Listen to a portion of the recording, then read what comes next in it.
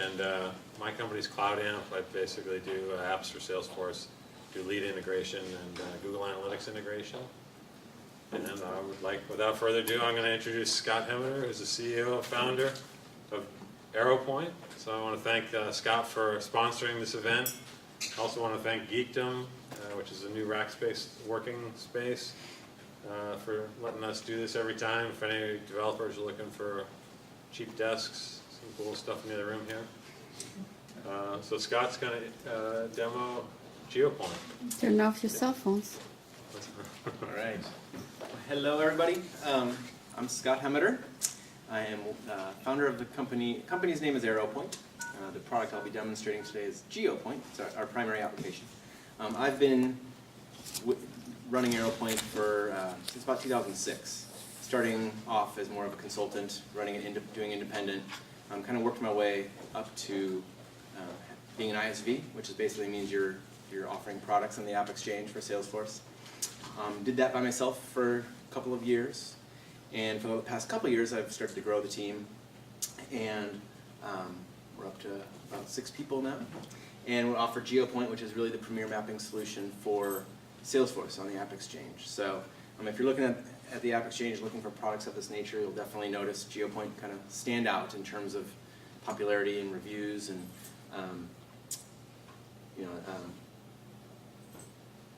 we're just one of the more popular applications out there. And really the goal of Geopointe is to help the Salesforce user, whether you're a sales rep trying to understand things, or sales manager, maybe sales operations, marketing, whoever it might be, answer those questions that Salesforce reports really can't, which is pretty much the ones that start with where. Where are things happening, where is my business? Salesforce reports are really good at the who, the what, the when, but answering the where is elusive. And Geopointe's really goal is to location enable your Salesforce database. And then we have a few different mechanisms for actually allowing you to make use of that data. So the general idea, just a few slides and then I'll get into mostly demonstration here. But it's really about, the starting point is turning your addresses that people are entering into Salesforce into latitude and longitude. So that's something that just happens with Geopointe automatically, allowing things to be put on a map. So there's a simple, simple one record on a map.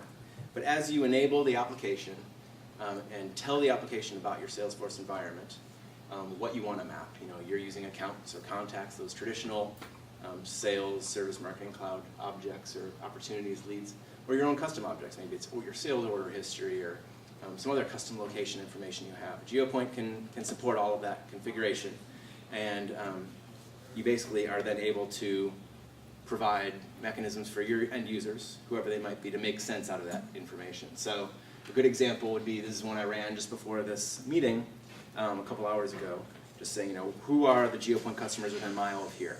And so you can see the ones here on the screen, basically broken down by the year that they started using Geopointe. For someone that's in sales, that's maybe, I traveled here from Southern California, but maybe I'm up here and I want to see, maybe visit some of these customers or see what prospects I have in the area. It's the type of thing that Geopointe allows for. On the right-hand side, you can see it's where you can customize it. So you can customize fields that would appear. So it's not just show me the address, but maybe you have a special field called, rating. Is this a hot customer, a warm customer, or whatever that case may be. It ties it into your configuration and allows you, whether you're the administrator, setting up everybody, or whether you're the end user, trying to figure out what you want to see. It's very configurable and allows you to really dig into the Salesforce system. Routing, same idea. Get from place to place, optimize your day. Again, this is probably more of a classic type sales example, or maybe we have a bunch of customers that are doing kind of walking routes, going door to door, doing door-to-door sales and capturing notes from those sales. But being able to identify the locations of those things and go on the most efficient path to go. Mobile. So you can do this type of thing over mobile. We have applications for Apple and Android devices that allow you to use the same information but in more of a mobile interface. So not having to go necessarily to the Salesforce tab and zoom in, zoom out, but we have a dedicated mobile application that's relevant to that experience. So if you're on a phone, a little teeny screen, the interface is relevant for that. With features such as a check-in, I'm here, I'm at Rackspace, and I want to let the organization know that. Not only can I just put a note in, but it'll document that I was actually here, kind of confirm that I was here off my device, let management see that, whatever the case may be. Share that on Chatter as well. It can get pretty fancy too. So there's another level of mapping, and I'll show you all this in the application. But this is an example that I ran just this morning. I was curious, and I wanted to get a picture of, this is a breakdown by zip code of the Bay Area and where Geopointe customers are, and it's comparing last year's customer revenue from this year's customer revenue, and put on a scale where green is showing where we're increasing business, and red is where we're dropping off, and yellow is basically the same. It's probably just renewals from the same customers there. But these are the kinds of pictures you can get out of the application by really just getting latitude and longitude put on. You have all these other mechanisms then to make a lot of sense of it, of this information. Just real quick about the application before I jump into the demonstration is we support all editions of Salesforce. So you could be a group edition customer, like a little mom and pop shop with 2 users or something. It's totally fine. You could be on the unlimited edition with thousands of users. We support everybody. Most license types, as long as you can configure a profile. So that could be a community user that maybe you're offering, as well as the traditional sales, marketing, service cloud. Really anybody that logs into your Salesforce system could be a Geopointe user. Licensing is flexible in terms of, could be for the whole organization, could be for a subset. You control who gets access to the application. You'll see as I demonstrate, it's really easy setup. It's very configurable to use, and we offer a free trial. So if anyone's interest is piqued at the end of this, or tomorrow or something, go to the AppExchange. You don't have to talk to a salesperson to try it out. You just go to the AppExchange, click Get It Now, run through the normal process you would any other app. We'll communicate with you automatically on what to do next. You can get started doing these things with your data in your Salesforce environment, whether it's just a developer org or actually your company's org. That could be production, could be sandbox. We make it very accessible. So you're welcome to try the application if you're interested, or even if you're just kind of getting into the Salesforce world and kind of new to it. It would be a good example of an application on AppExchange that's pretty self-service and you can get started with and maybe open your eyes to things this platform can do. I'm going to send this deck. I'll give it to David so he can send it out. So this is just our contact information. So you have it with you, but we're on the social media channels if you follow us or communicate with us that way. A number of ways to get a hold of us. One Dreamforce specific thing, this is not related to Geopointe, but it's just something we're doing. If you're going to Dreamforce, we put a little app together called DF Guide. So if you go to dfguide.com, it's just a mobile site, but we're trying to kind of collect parties that are going on, places you might want to get lunch if you don't know what's around you, or activities that are happening. We're trying to just kind of make it easier if you're attending Dreamforce.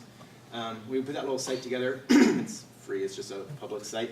Encourage people to go participate, submit ideas and parties and such. We're just kind of something we're doing. It has some mapping components in it, just to kind of donate it to the community and just kind of do our part as far as the community is concerned with Dreamforce.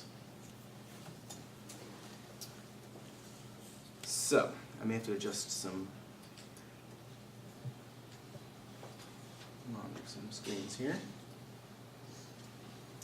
I'm going to go through a few scenarios, but really I'm open to questions. So just feel free to raise your hand or interrupt if you have questions as I go, or if there's certain types of things you want to see. Can it do this? Can it do that? I'll do my best to try to answer those questions. So there's really three major interfaces for Geopointe. This is the main one that most of the people come to first. Everything's delivered inside of Salesforce via the Map tab. In this particular example, or in this particular setup, I've already gone through and I've set up the objects to be mapped. If anybody wants me to go through the administration side of the application, I'm happy to, but I'll start by not doing that. And so, I guess actually before I begin too much, I'm trying to keep it at a resolution that shows enough of my screen. Does it look okay? Can everyone read it okay? And I can go one bigger, but it'll be a little bit big. Okay, getting some thumbs up. So just as an example, one way to get started with the application is a very common way for maybe like a sales rep. I'm going to be going to an account. Maybe I'm going to be visiting Salesforce tomorrow. And I want to start off where they're located. and just clicking the map button. It's going to bring me back to that same screen that I was at, locating me at their location. Our screen's designed with this little control panel along the top, which expands, collapses, and I'll be using that to kind of get things on the map, of course. And then our lists of data that we're mapping are going to go below that. Okay, so think of this very much like you might a Salesforce report with a map as a result, as well as the list. So really, in order to get going, I need to answer two questions. What am I looking for? And then where do I want to look? In terms of what I'm looking for, we define these things called data sets. So you probably can't read those words real well in there, but basically think of them like you might a Salesforce view or a Salesforce report. They really define, on the Salesforce side of things, what data should be searched amongst. So, in its simplest form, just focusing on these first few, you might have one called all accounts. That lets you search for any account in the system that you have visibility to be put on the map. But you can, as an administrator or a user, you can predefine other subsets. So this one says accounts customers, and if I expand here, you'll notice there's a filter baked into it. Type starts with customer. So we allow the administrators, prior to rolling it out, we encourage them to set up, what are those major segments that you use in your business to identify your data. I'm using accounts here. In this example, it's customers versus partners versus prospects. In your business, it might be whatever it might be, whatever you need. And so you're able to set up those and make it easy so the user comes on day one, they have these things ready and waiting for them. I'm just going to choose all accounts. And then the right-hand side, I can say where it is I want to look. This top search here is the radial search. I'm just going to keep it at this distance, 75 miles. Click search. And now I'm performing that search 75 miles around San Francisco for accounts in the area. Okay. You'll notice that the accounts are in different pin colors here. And we have a feature we call color markers by. And it was on that screen I just was on right here. And it's basically a list of fields you have access to. And it's as simple as just picking a field. And what that'll do is drive the coloring of the pins based upon that field. So from a user standpoint, they just say, I want it by rating, or I want it by account type. And then it just gives an easy way to differentiate things on the screen, as opposed to filtering. So you can kind of work both angles of it. Filtering will show more or less pins. For the ones that do return, having some coloring will help take care of differentiation. As things are on the map, you can just hover over and see what's what. Clicking will show you more detail. I'll show you the list as well. So there's a list, corresponds with the map, of course. And you'll notice here, can I read it? You'll notice here that basic information is at the top. So it's the name of the record, the address. That's always going to come through. The distance from where I searched. We have this notion of geocode quality. So what that means is geocoding is that process of turning your addresses to latitude and longitude. And when that happens, we get latitude, longitude, and this quality indicator. And so a good value is like this one, address. That basically means it knows the right parcel of property. It knows I'm here at Rackspace. But in other cases, you might have a P.O. box, or you might have an incomplete address. It's forgiving, whereby it'll maybe have a zip level of quality, which means it'll be placed in the middle of the zip code, or the middle of the city. And one nice kind of byproduct of this process is you get a bit of an understanding of some of the quality of your own data. It's not a data cleansing solutions by any means, but it actually surfaces a lot of issues you may have with your data. You might want to make it very apparent. You might want to standardize some data. You might have some addresses that are just incorrect because they were imported from Excel with the missing zero at the front of the zip code, which is the most common problem from Excel. Those kinds of things. And on the geocoding side of things, in addition to latitude and longitude, we will give you a cleaned up address. So you'll get county, for example, as a free piece of information on any data that we actually process. You'll also get the cleaned up version of the address. It'll standardize it. So in this case, if I went to that record, I'd have zip +4. I'd have, let's say, shoreline, I guess PK for park. So you could standardize that address data for you. Down below, we have all the fields that we've configured to get returned here. So, in this case, I have rating, type, SLA, etc. Those also appear down in the table, all right? And to change those, it's just a matter of from the screen here, the little gear icon to the right. These are all the fields that we've added in automatically. To add a new one, whether I'm a user or an administrator, it's just a matter of saying add. It'll be relevant, the list here will be relevant to your visibility settings in Salesforce. And you can just pick the field you want to see. For example, I just added annual revenue, move them around. The next time I search, that field would be included. So a little bit easier than even on the report screen in Salesforce, where you have to leave the screen, go customize, then go refresh and see it. You can do all this stuff right here, and as well as filtering, which I'll get into in a little bit.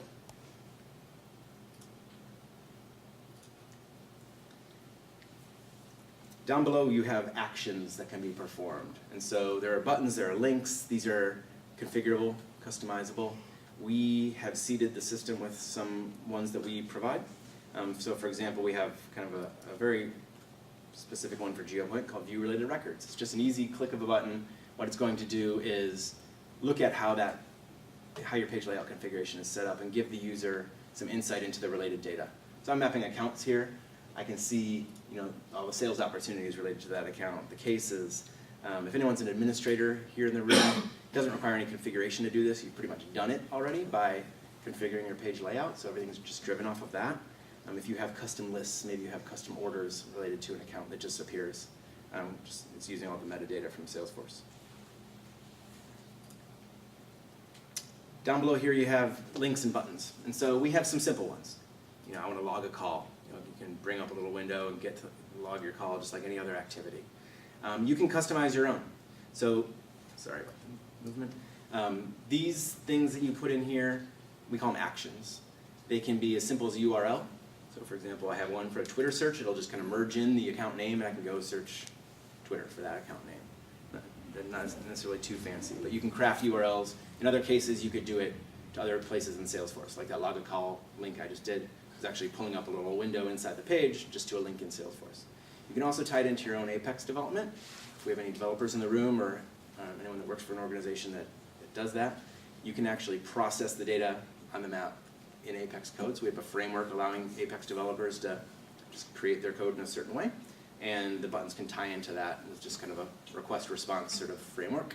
And that can be done at the record level here. So imagine just being able to say, add this item to my proposal kind of thing. Or at the list level, where at the list level we have some built-in actions that I'll go through a couple, but you can build your own. Maybe you want to say process all of these orders in the area and send them off to some other service. Okay, but we basically built the framework that allows you to make that connection happen.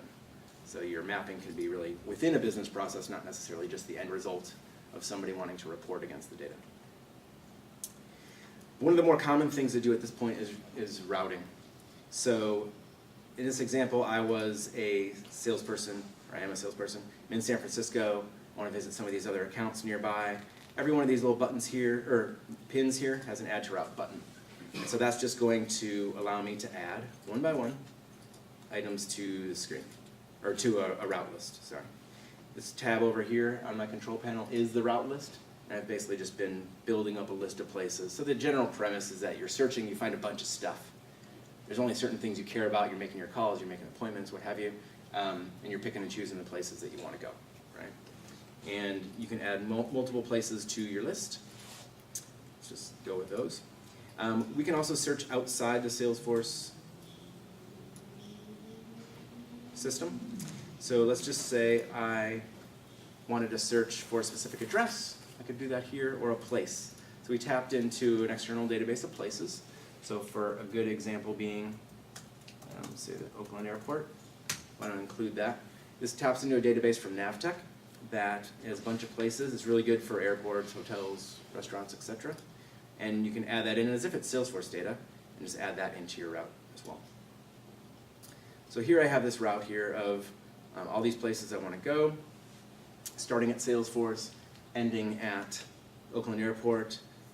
To get the directions and talk to Google about it, you just click the orange button, says Get Route. It'll actually get through those directions, and you get them back on the screen here. So let me remove a couple things. All right, so you can see I have the route on the screen here. Now, it's not the most efficient route in the world. I'm driving down to pretty much San Jose and back up to the city and then across the bridge. There are options for optimization. So you could do the route the way you want, or in any sequence you want. But in the options here, among things like driving versus walking versus public transportation, we have this one called optimize. And what this means when I hit it is it's telling Google, I want to start at the first point, Salesforce. I want to end at the airport. But everything else can be resequenced by Google. They can tell me the most efficient way to go. And so by doing that, hopefully we can see the route being kind of fixed, where I'm starting off in the city, working my way down, and then coming around, and finally able to end at the airport. So hopefully you get the idea. And basically all this is made possible by really just getting location enabled with the Salesforce data. And obviously a lot of other work too, but that's kind of really the key to it. So from here, we have some different options where you can save. So let's just call this my, probably spelled analytics, something misspell it, meetup route. You can save it in the system, pull that back up at a later time, print it via PDF. If you want to, you could bounce out to MapQuest or Google and work on the route there. It'll just send the information across so you don't have to retype it. But really, by saving it, you're able to access it via our mobile apps.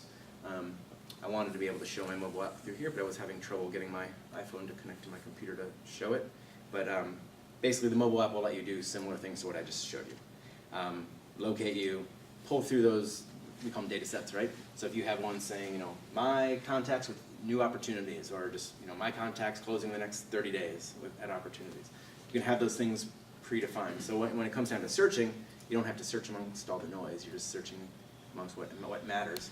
Get your results as if you say search for coffee, right? It's your Salesforce data as the pins instead.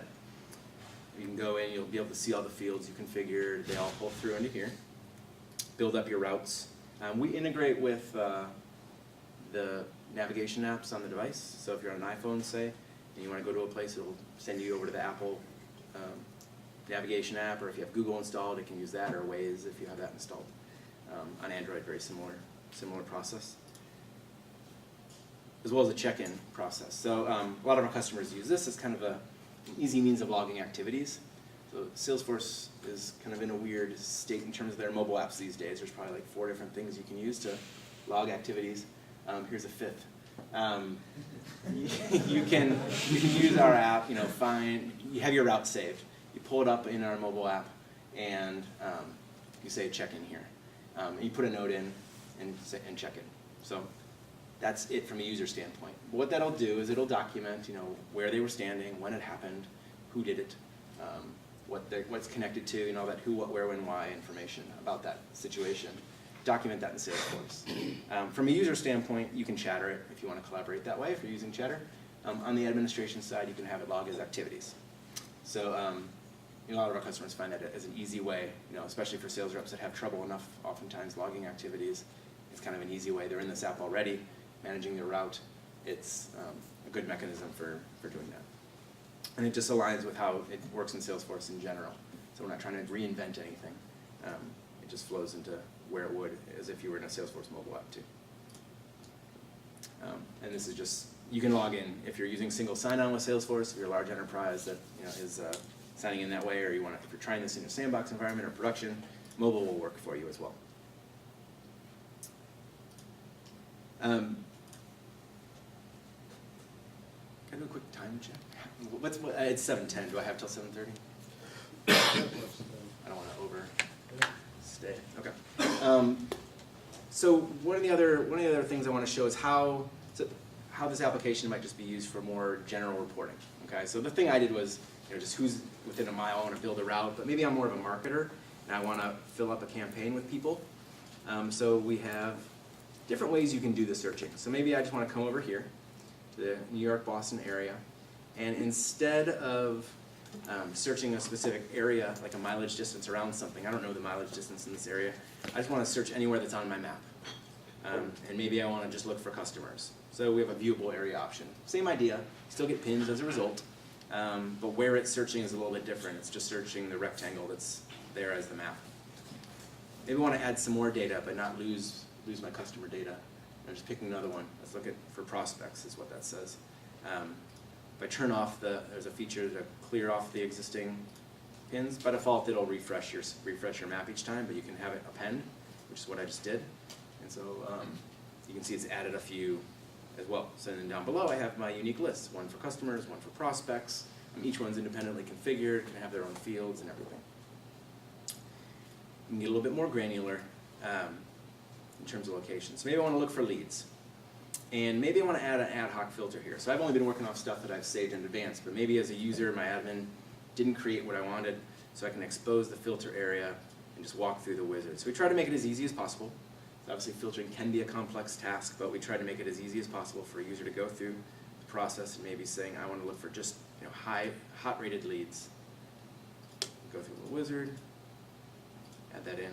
Now I'm going to do what's called a shape search. So this is just another way of searching. I'm going to click shape search, and it gives me the opportunity to draw a little shape here on the map. And so this is going to define the very, very specific boundaries by which I want to search for this information by. And once you have it on the screen, you can move it around and do all kinds of stuff with it. You can save these, so if you have, just for your personal use, you could save them, come back to them. That's what this list in the middle here is. We have some companies that have very defined zones that they just use internally to communicate. So their admin went in, drew them up, saved them, and then went and shared them with everybody. So everybody has those in their list that they can search amongst. Depends on how you might do business, but they are there, kind of for personal use by default. And then I'm going to do the search for leads. And so it's the same idea. It's just limiting it to that specific area. I guess I only found one. Or no, there's 5 down in there. Okay. So that's just another example of how you might search and do some ad hoc filtering. Now, I mentioned adding to a campaign. So we have an add to campaign integration. So this is the type of thing you could build with those actions I described, but we just happen to build this one already. What this is doing is it's trying to get people into a campaign. So campaigns in Salesforce require leads, contacts to be a part of them because you're marketing to individuals. I have accounts and leads on the map. So what the system's doing is it's recognizing that I have more than just leads and contacts. I have accounts on here. So it's looking at all the ways that accounts are related to leads or contacts and giving me those as options.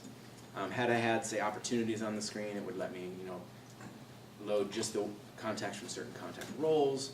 If I was mapping, say, maybe like sales orders, I could add just the billing contacts. It's looking at all the ways that the stuff I've mapped can finally get people into the campaign that I'm trying to create. So I'm just going to choose the contacts related to the accounts and choose a campaign. Choose this one I already created for today. It'll show me the statuses from the campaign. There's 18 people. I can go ahead and create the members. So I'm basically just tying the mapping into the marketing side of Salesforce. So if I were to go look at that campaign, you should see these are the 18 people that got added in here. So from here I go about my own marketing business and do my thing. Right? Every campaign has a set of statuses you might be tracking. From a marketing standpoint, maybe you're wanting to load your campaign, but also analyze your campaign after the fact. So maybe you would come to the map screen. I cheated a little bit, and I have another campaign I'm going to report against. But I have this one here, where I added a bunch of people to the campaign, but time has gone on. I've managed the statuses. People have said, yes, I'm coming to the event. No, I'm not. And so on. So I'm just going to say entire data set here. I'm just going to get a map of all the people that are a part of this campaign, and I'm going to it's colored automatically by the status that I have. So I can see who I invited, who I accepted, who I declined. From a marketing standpoint, this is pretty powerful. I might not realize that, yes, we're holding an event maybe in New York and someone's coming all the way from Boston. Maybe I should have some special messaging for that person, or at least help on how to get to where they need to go, or make them feel more comfortable as they arrive in the area, what have you. So just like a Salesforce report, but you get the benefit of location associated with it.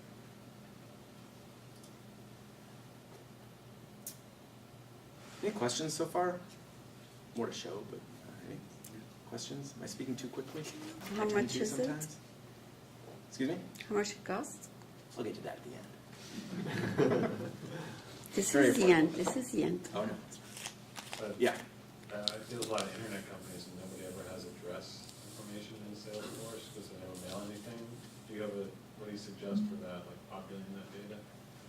Get an address. No. We only do geocoding off the address.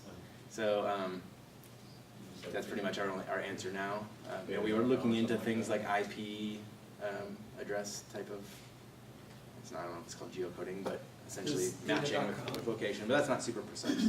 Does data.com provide the? Yeah, I mean, maps you tools, wanted to? things like data.com or D&B or some of the other ones would allow you to append to your data, which would probably be Salesforce's answer. So you got to append it and then use it. Right, yeah. So once it's in the database, it's workable.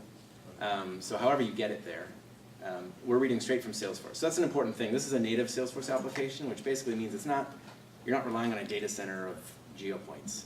It's just looking directly at your Salesforce environment. The first half an hour of getting set up in the Geopointe setup screen, that's you pointing to the Salesforce configuration and where your data resides, just like you would a Salesforce report. And we look there, dynamically. So as you're adding fields and things, it's all kind of just automatically updated. So there's no real syncing going on, at least in what I've shown you so far. Next thing there is. Does each customer have to get their own Google Maps API key? Another good question I should have answered earlier. No. So we've licensed with Google and MapQuest, and the next Spatial Key is the next company I'm about to show. We've licensed some technology from. So we've taken care of all that. So for our side, it's a per user thing. I'll just answer the pricing question. And what I've shown so far, we integrate with Google and MapQuest, so you can actually choose either or. Google's probably it's probably a 70-30 split with Google leading. Google starts at $15 a month per user, 1.5, and then MapQuest is at $12. Google has a few extra features like Street View, which I didn't show, but you're probably familiar with. And the shape search is there. It has some actually demographics features, which I didn't really get into yet, but actually are pretty cool, so I will. And being able to layer on external KML files are called. So if you have external data, if you're familiar with the KML format, which is kind of a Google Earth sort of format, you can point to those and layer them on to the maps here, as well as what I'm about to show, which is Google provides some demographics data. So for example, this is a quick little overlay of household income within these different areas where this customer resides. And so Google gives us that information because we have a license. To answer your first question, no, there's no extra cost. We took care of that. Okay. And the mobile, there's no extra cost for mobile. Mobile's all part of it. Everything I've shown you so far is part of that pricing I just mentioned. And it could go to any number of users. So if you had 100 Salesforce users and you had 5 people need this, that's okay. 1 person needs it, that's okay. 100 people, that's okay too. It's very flexible. And once you have a license, you allocate who those go to. So to us, it's just a number. There may be 20 users, and then you have a screen in Salesforce. You turn people on or turn people off as you need to. Now the next thing I'm about to show is what we call geo-analytics. And this is done through an integration with a partner of ours, Spatial Key is their name. And so they have a very high-end, robust mapping platform. They cater to large enterprises doing pretty sophisticated mapping, and we partnered with them to bring their technology, their kind of main reporting interface, into Geopointe. So integrated with Geopointe and bring it to Salesforce users. So the smallest of companies that uses Salesforce has access to this enterprise-level technology as well as big enterprises do. And so what Geopointe does is manage a kind of a sister subscription for you over at spatialkey.com. Probably can't see it, but at the URL here, we're at salesforce.spatialkey.com. That screen I was just at is the mechanism by which you can send your data over to Spatial Key. So you have an org, just like you have a Salesforce org, you get a Spatial Key one. Geopointe manages that, helps you manage, manages the user for you, the authentication, all that stuff. And users can just tick off the list, click a button, and it runs a little job. Think of it like exporting a spreadsheet, importing it over to the other side, but it just does it for you. And we're happy to answer any detailed questions about that process if you have them. But what you get out of it once you're in here is the ability to look at data in a much different way, and also a lot more data. So you could load millions of records into here and get this type of effect. This is just like 7,300 of them, sales opportunities. But you also just get a different spin on mapping. Instead of just being points on the map, you're kind of aggregating it and analyzing it. So what you see here is you see the heat map. On the left-hand side, I clicked opportunities, and it's just showing it by default in a heat map, which is this first icon here, by record count. And I can change here the way things look, and I'll kind of do that as I go. At the top here, you can work with their visualizations. So this is an analytics tool. Some of these things are very just pure reporting type of things, like a metric. So, we sent some number fields over as record counts here. I can get a statistic on the screen just to show how many records there are. Add another one to this little window and show the total dollar amount between here. So any number you send from Salesforce, you'll have the option for, the sum of them, the average, the min, the max. But maybe I want to have those on the screen. And they come in these little windows. You can move around. You can configure what they look like.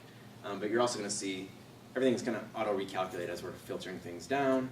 And all the other things I add are going to kind of be playing off of each other.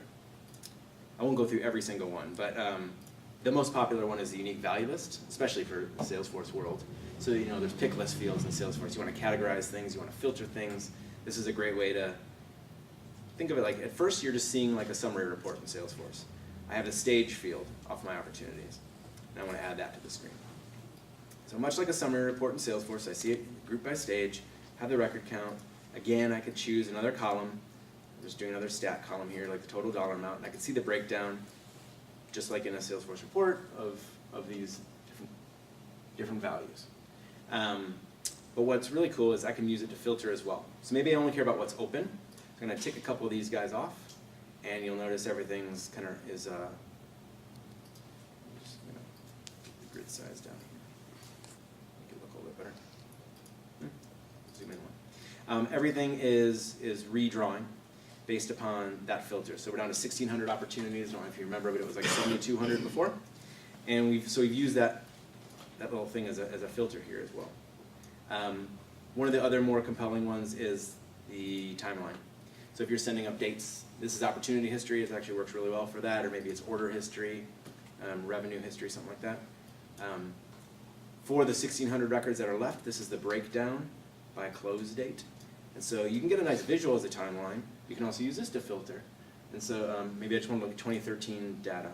Filter that down. You can see the map is re-rendering. The other counts are changing. Everything's playing off of each other. You don't have to use these visualizations. They do have the traditional number greater than this or this equals that kind of filtering like a normal Salesforce report. But the visualizations make it much easier to work with. Get the benefit of the little graph itself plus the ability to drill into it. You don't have to keep them on the screen. You can minimize them if you want. So I've basically just gone through a process of saying, where are our opportunities that are open closing this year? You can see where things break down. I can see the numbers, so LA and Dallas are the hot spots in terms of where our opportunities are. But maybe I want to change about the value of these opportunities. I want things to be driven off of that. So I change it based on the dollar amount. I can see Chicago and Charlotte have lit up as areas of value. Not necessarily as many opportunities, but areas of value. And as you drill in, it'll redraw things based upon where you are going. And if you, just going to flip on a filter that'll recalculate this stuff based upon where I'm zoomed to. So in Chicago, we're down to 27 opportunities. I can see the dollar amount, and I see where the distribution is. Now might be a time where I want to look at different views of the data. So you can look at things, I've been doing the heat map most of the time, but you can look at things in the sort of graduated circle clusters. Probably second most popular to the heat map is thematic mapping. So the system's going to come with shapes for US boundaries, and you can upload other ones. So in this example, it's going to break it down by zip code, kind of like that screenshot I showed in the slide at the very beginning. Where I can break it down by zip code, county, or state for the US. Those are the defaults. But you can upload other ones. So for example, I uploaded the Nielsen DMAs, they're called, or the congressional districts a lot of our nonprofit customers will use. So they could see maybe donations by congressional district or legislative district, that sort of thing. There's a lot to show in here, but hopefully you get the idea. The idea is you have all this data. In Salesforce, we know where it is, and there's just different mechanisms for being able to report against it. The last thing I just want to leave you with is that, I'm short on time here, is just that kind of that revenue comparison thing. So that screenshot I showed that I showed in the beginning, showing the Bay Area broken down with the green versus red, upwards, downwards trending, took about between 5 and 10 minutes to set up once the data was over here. And really you can end up coming with you can save reports. And so, I saved this one as a report, so I can come back to this at any point And I could change, you know, the breakdown of the dates that I want to use here, or change the areas by which I want to view it, or drill into different areas and see things relevant to that. So you don't have to go through that exercise every single time to build up what you want to see. Do it once, save it as a report, come back to it, tweak it, what have you. This is an extra license cost on the subject of cost. The entry point is an extra $10 a month for a user that wants to use it. You're getting functionality that's, you know, well over $100 a month by default if you were to talk to them directly. And it goes up from there though. So we have different pricing tiers based on data volume. That $10 a month will let you send over a batch of 5,000 records. You can send over 10 of them. You have a 50,000 record limit, 100,000, and so on. So depending on how much data you need, we basically started with their spatial keys pricing, brought the price down by setting some data caps on it. And we can work with you if you have some customer, you have lots and lots of data. And this can be applied to any subset of Geopointe users. So maybe you have 20 Geopointe users out of your 100 Salesforce users.